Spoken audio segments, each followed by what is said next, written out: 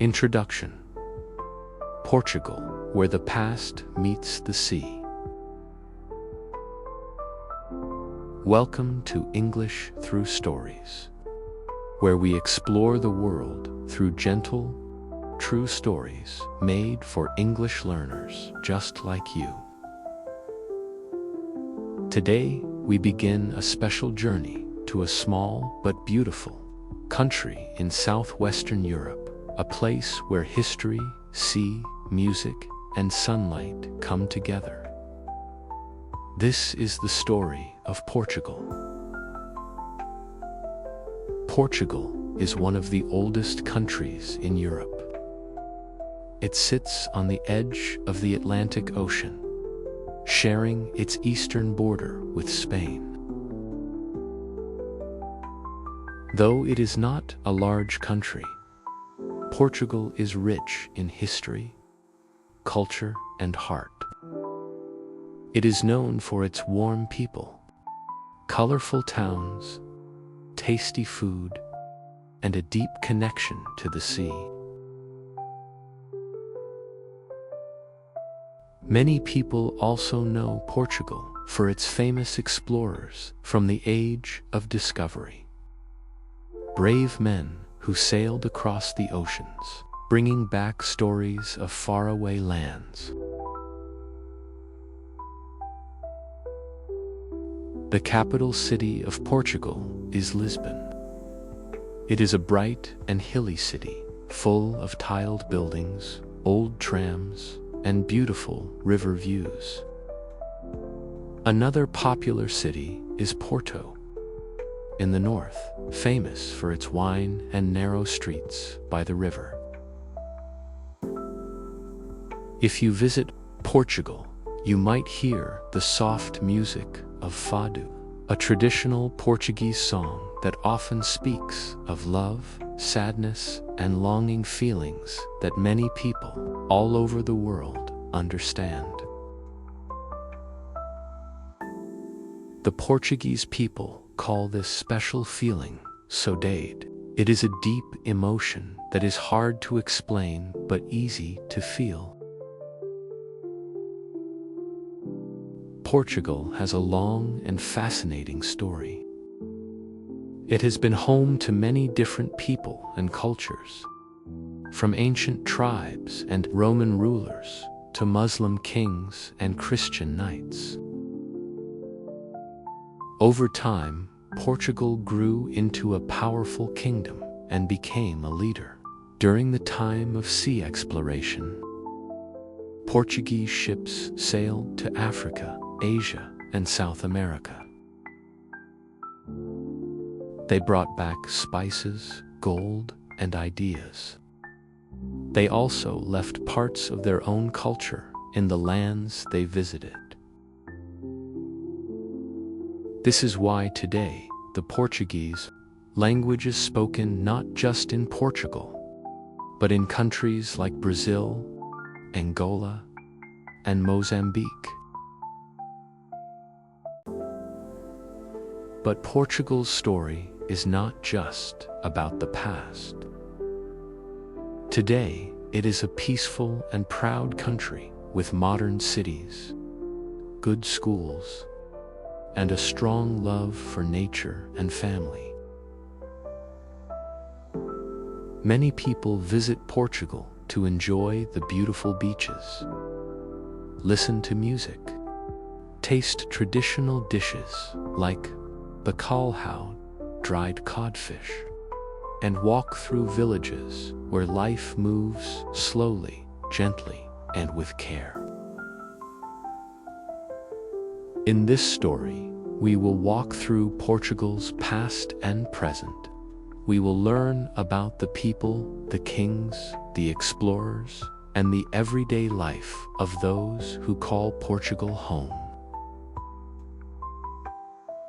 We will take our time using clear and simple English so that you can enjoy each part and learn as you go.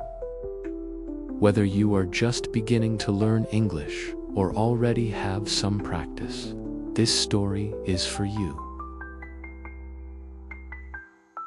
So sit back, relax, and imagine the sound of ocean waves. Imagine a land with white houses on cliffs, with fishing boats rocking in the water, and old castles on top of green hills. This is Portugal. And this is your story, told through English, through stories.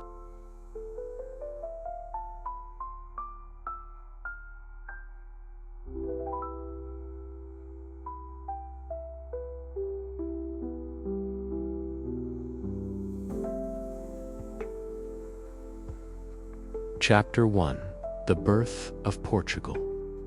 From Tribes to Kingdom.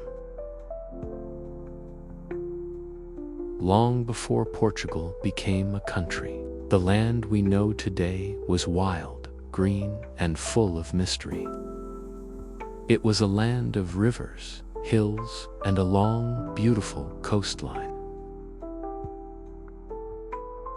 The sea was always close, and the people who lived here learned to fish, farm, and build small villages.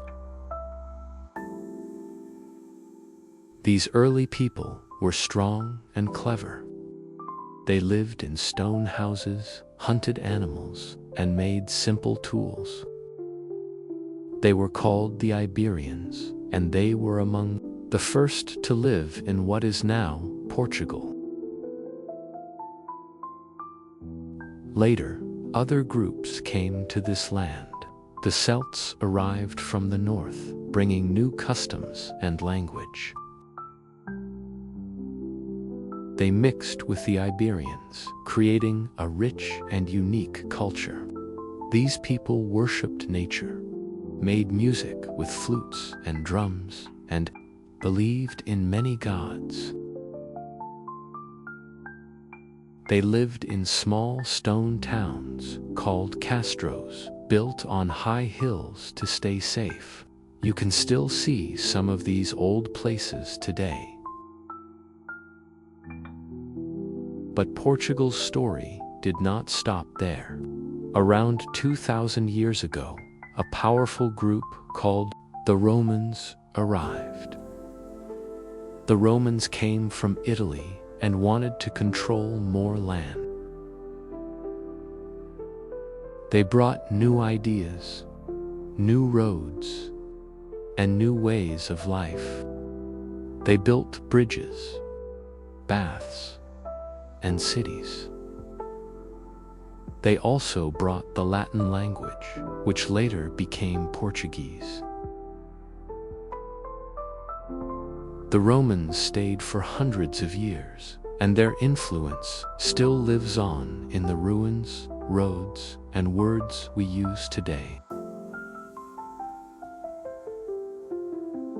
When the Roman Empire fell, new people came. These were the Visigoths, a Germanic tribe from the north. They ruled for a time, building churches and organizing kingdoms. But in the 700s, a great change happened again. A new group, the Moors, arrived from North Africa. They brought with them the Arabic language, new foods, new farming tools, and beautiful art. The Moors ruled parts of Portugal for over 400 years. During this time, cities like Lisbon and Silves became busy centers of learning, trade, and culture. But while the Moors ruled the south, Christian leaders in the north were planning to take back the land. It was a time of battles, bravery, and slow change. Christian knights, supported by local people, moved south, little by little. Among these knights was a young man named Afonso Henriquez. He was brave, strong, and had a dream to create a country of his own. In the year 1139, after winning a great battle, Afonso Henriquez declared himself King of Portugal. It was a bold move. Many people laughed at the idea. Portugal was small and not yet fully free from Moorish rule. But Afonso did not give up. He worked hard to unite his people. He built castles, protected towns, and made peace with his neighbors. Finally, in 1143, Portugal was recognized as a real, independent kingdom. Afonso became Afonso I, the first king of Portugal, and the country began to grow.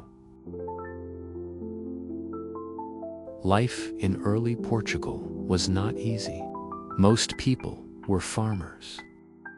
They worked hard to grow food, care for animals, and build homes from stone and wood.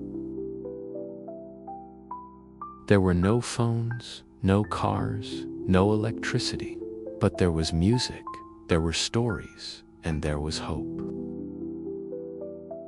People sang songs about love and war. They prayed in churches, told tales by the fire, and looked up at the stars, wondering what lay beyond the sea. Slowly, towns began to grow. Markets opened. Roads connected villages. People began to trade goods: salt, olive oil, wool, and honey. Portuguese culture was being born. The language was changing too. It still had Latin roots from the Romans, but now it had new words from the Moors, the Visigoths, and the local people. It was becoming something special, something new. And all through this time, the sea kept calling. The people of Portugal looked to the waves and wondered what was out there. Could there be other lands, other people? The sea was both a mystery and a promise. And in the next chapter, we will see how that call to the sea would change Portugal and the whole world forever. This was the beginning of Portugal, a small land full of courage, heart, and dreams. A land shaped by many cultures, touched by war and peace, and built by people who never gave up. Portugal was born, and its story had just begun.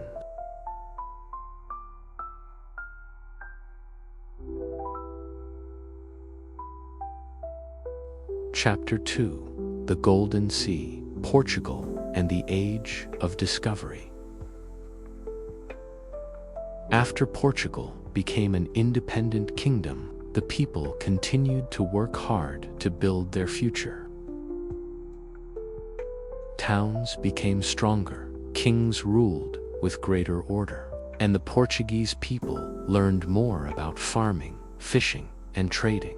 But one thing never changed: their deep connection to the sea. Portugal is a country shaped by the ocean. With hundreds of kilometers of coastline, the sea was always nearby. It brought food, trade, and mystery.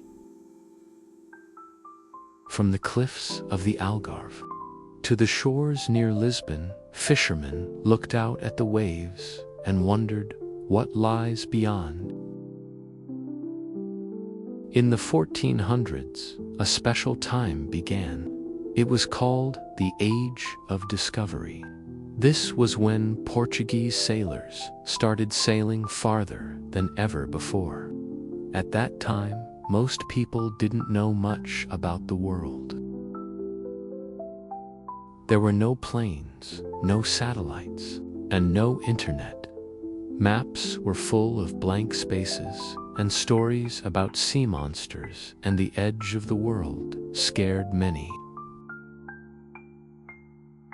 But the Portuguese were brave, they were curious, and they were ready to explore. One of the most important people from this time was Prince Henry, known as Henry the Navigator. He was not a sailor himself, but he believed in discovery. He built a school for navigation in the south of Portugal, near a place called Sagres. Smart men came together: mapmakers, shipbuilders, sailors, and scientists. They studied the stars, improved ship designs, and learned how to travel farther by sea. Thanks to Prince Henry, Portugal became the leader in ocean exploration. Portuguese ships, called caravels, were small but fast. They sailed south along the coast of Africa, looking for new lands and new trade routes. They brought back gold, spices, and stories of new people and places. In 1488, a man named Bartolomeu Dias became the first European to sail around the tip of Africa. It was a dangerous journey, full of storms and fear, but he showed that it was possible to reach the Indian Ocean by sea. Then, in 1498, something amazing happened. A Portuguese sailor named Vasco da Gama reached India. His journey took 2 years, crossing oceans no one from Europe had sailed before. When he returned, he brought back valuable spices and opened a new trade route.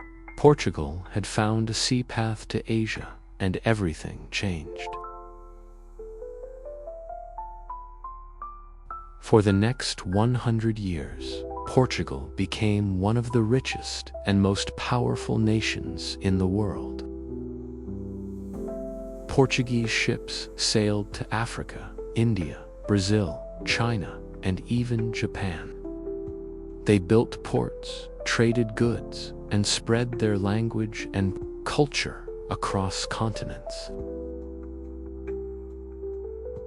In 1500, a man named Pedro Alvarez Cabral landed in Brazil. He claimed it for Portugal, and to this day, Brazil remains the largest Portuguese-speaking country in the world. This was Portugal's golden age.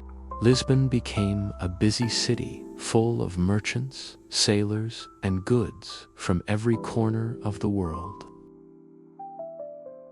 Spices like cinnamon, black pepper, and cloves were brought from Asia. Gold, ivory, and slaves came from Africa. Sugar and wood came from Brazil. Portuguese became a global language, and Portuguese ideas spread across oceans. But this time was not only about adventure and success, it also brought pain and mistakes. Many people were taken from their homes in Africa and sold as slaves. Some lands were taken by force, new diseases spread, and many native cultures were hurt. While the Portuguese brought knowledge and culture, they also brought control and suffering. These parts of the story are important to remember too. Still, the age of discovery changed the world forever. New maps were drawn, oceans were crossed. Different peoples met for the first time. And Portugal, a small country by the sea, stood at the center of it all.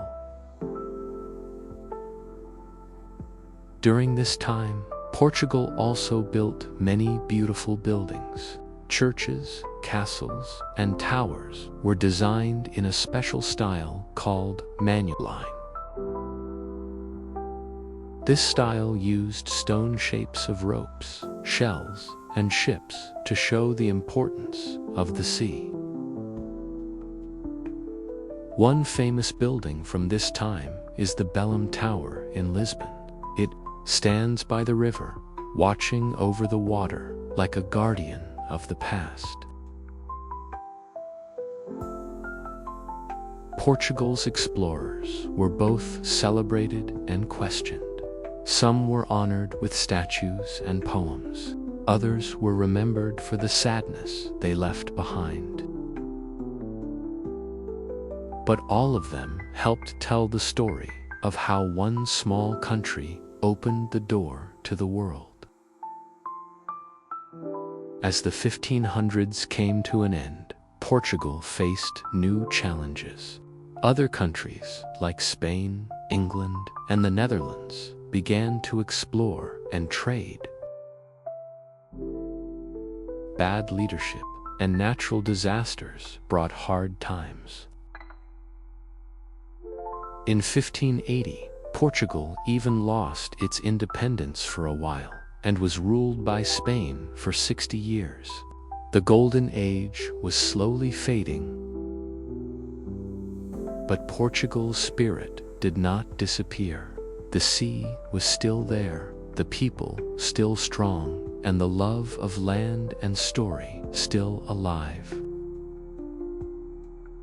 The explorers may have sailed away, but the soul of Portugal stayed home, proud, gentle, and full of longing.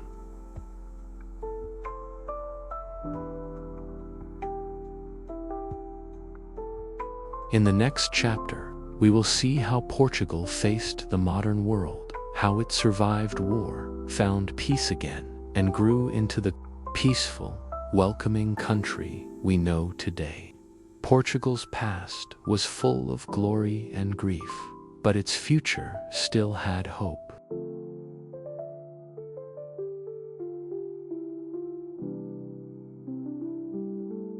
Chapter 3: Portugal Today. A quiet strength, a lasting song. After the golden days of exploration, Portugal entered a quieter time. Other European nations had started to rise: Spain, France, England, and the Netherlands. They built bigger empires and stronger navies. For Portugal, the world was changing fast, and it was not always easy to keep up. In the 1600s and 1700s, Portugal still had colonies and trade, especially in Brazil. But it faced more trouble: earthquakes, wars, and poor leadership. One of the most tragic events in Portuguese history happened in 1755, when a powerful earthquake hit Lisbon. It was followed by a tsunami and a fire. The city was nearly destroyed. Thousands of lives were lost, and people all across Europe were shocked.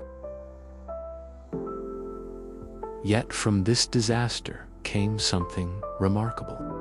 The Prime Minister at that time, Marquis of Pombal, led the rebuilding of Lisbon with strength and order. He cleaned the streets, helped survivors, and made the city safer. He also introduced new schools, laws, and ideas. Portugal was wounded, but not broken.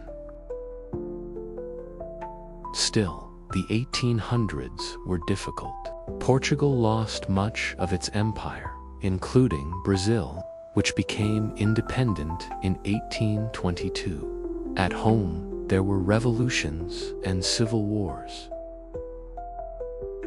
Different kings and governments rose and fell. People were tired of change, but they still hoped for a better life. Then, in the early 1900s, something new happened. The monarchy ended, and Portugal became a republic. But peace did not last long. The country entered a long period of political problems. In 1933, a man named Antonio de Oliveira Salazar came to power. He created a strong government, but one that limited freedom. People were not allowed to speak freely or vote in fair elections. Many were afraid to disagree. It was a dark time for many Portuguese. For more than 40 years, Salazar's rule kept Portugal away from much of the modern world. Life was simple and slow. Many people left the country to find better jobs abroad, in France, Germany, and even the United States.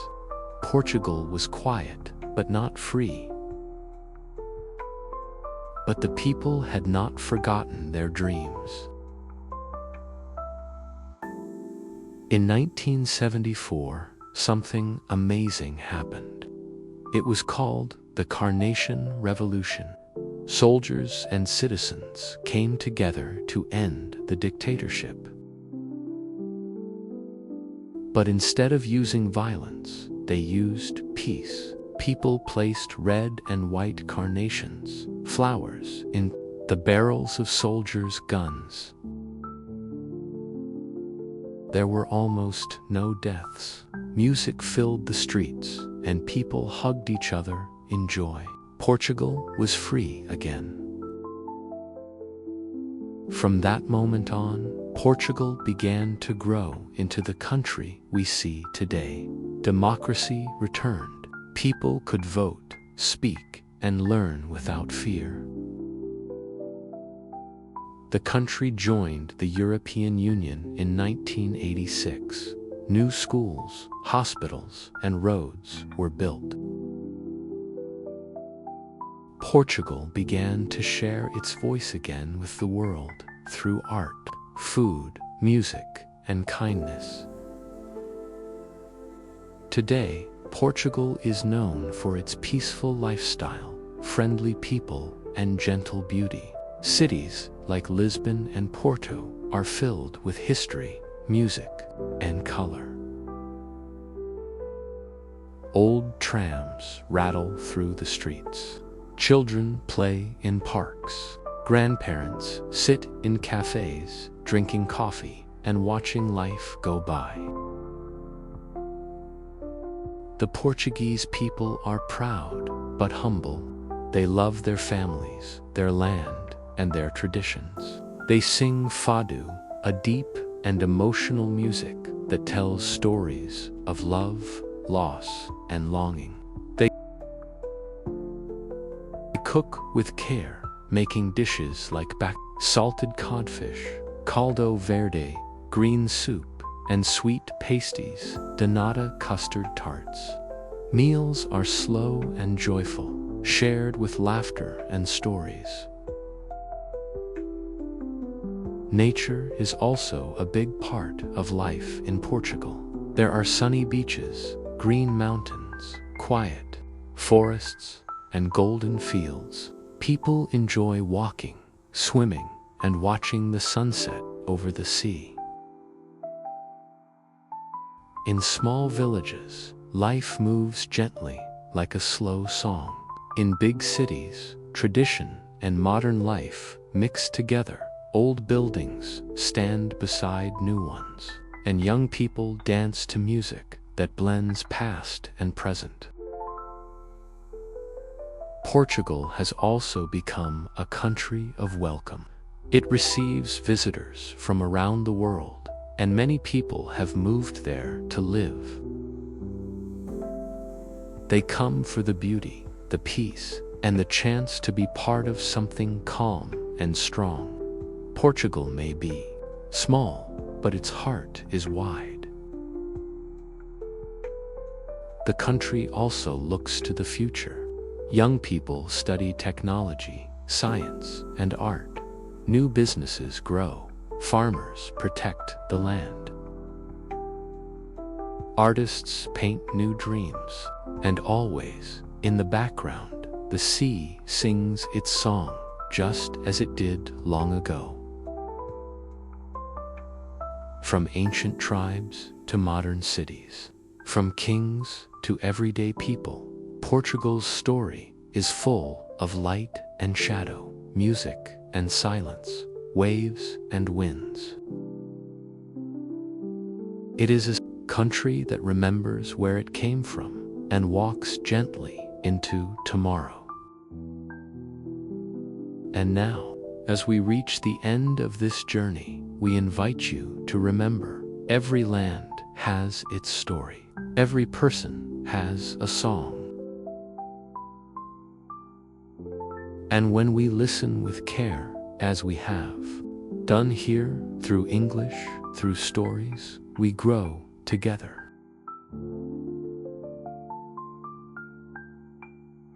Thank you for walking with us through the story of Portugal, a small country with a big heart, a long memory, and a quiet kind of strength. Through sunshine and shadow, through sailing ships and peaceful streets, Portugal has always kept something special, its soul.